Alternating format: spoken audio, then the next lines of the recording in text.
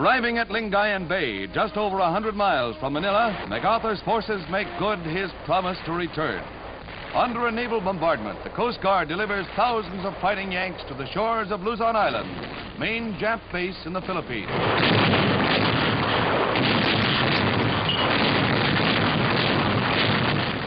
4 beachheads are quickly secured by the amphibious forces, the Japs having been driven back into the interior by the preliminary shelling. While little opposition is encountered, one Yank stops an enemy shell fragment, and some of the natives caught between 2 fires are cared for immediately.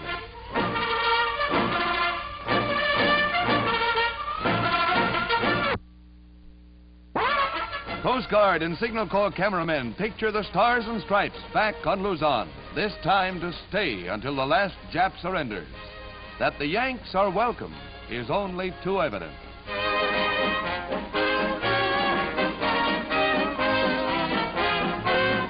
Amphibious tractors roll on to Dagupan. Meanwhile, other forces have seized the airstrip at Lingayen, and another spearhead passes through Binmayan on the road to San Carlos.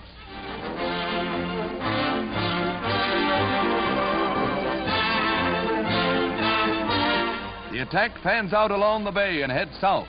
Air reconnaissance keeps the command well informed concerning the road to Manila.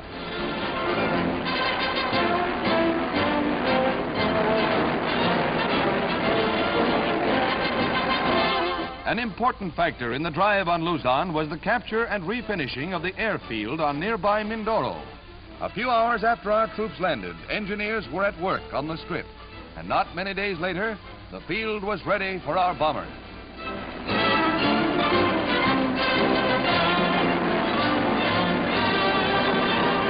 Jap planes continue to strike, but anti-aircraft knock them down.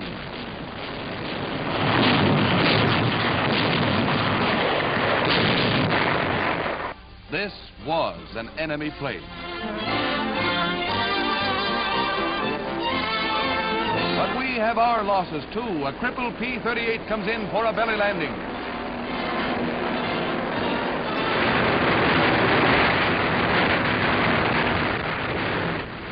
And believe it, the pilot walked away from it.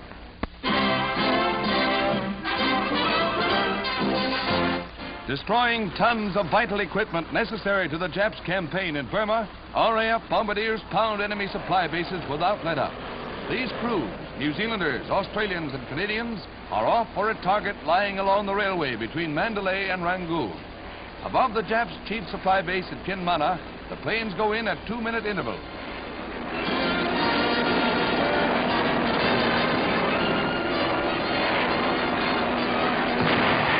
This is really pinpoint bombing.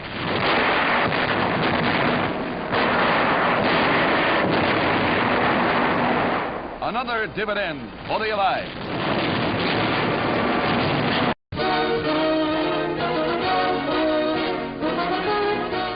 Facing the brief but furious German counteroffensive in Belgium, American engineers string barbed wire barricades in bitter winter weather.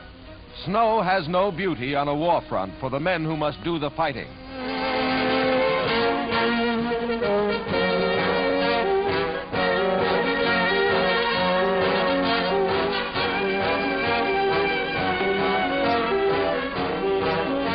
Troops at the front must live the best they can, and a chance for a warm meal is a welcome interlude.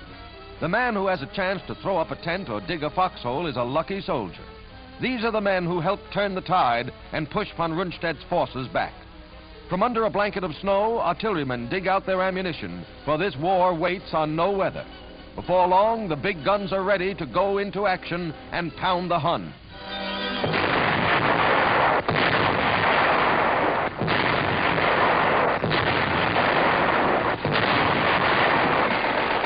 Then the platoon moves forward to clean out enemy snipers.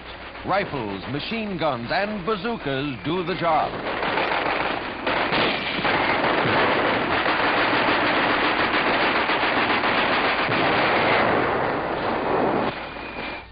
Many stormtroopers are counted among the prisoners taken, but looking far from Hitler's conception of supermen.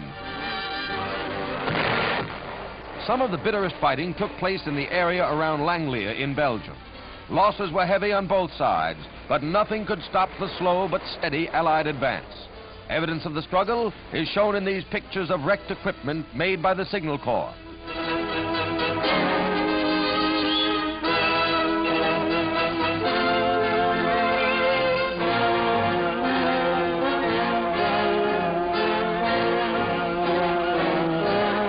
Troops move into the still-burning town of Vingen, also in Belgium.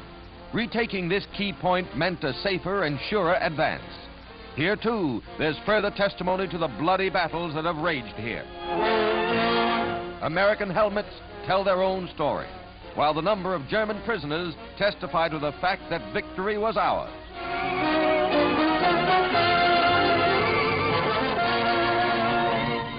German losses in their attempt to break through will never be known, but the countryside is dotted with cemeteries. From the east and from the west, the Allies close in for the kill.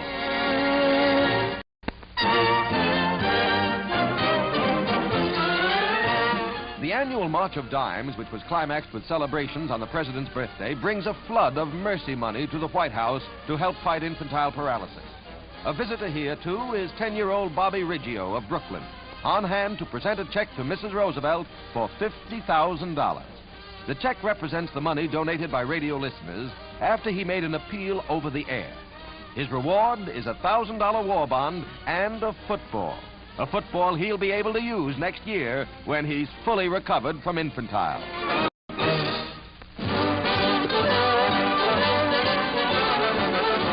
Sub-zero weather decorates the fishing boats that ply out of Boston with tons of ice as they return to port. The fishermen, most of whom have followed their trade since youth, claim the weather is nothing unusual, but the ice that must be chipped off before the catch can be unloaded from the trawler Plymouth calls for muscle and work.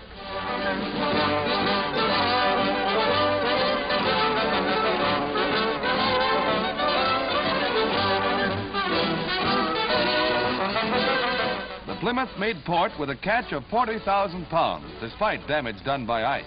The haul will find a ready market in these days of meat shortages. It takes more than weather to halt the fishermen.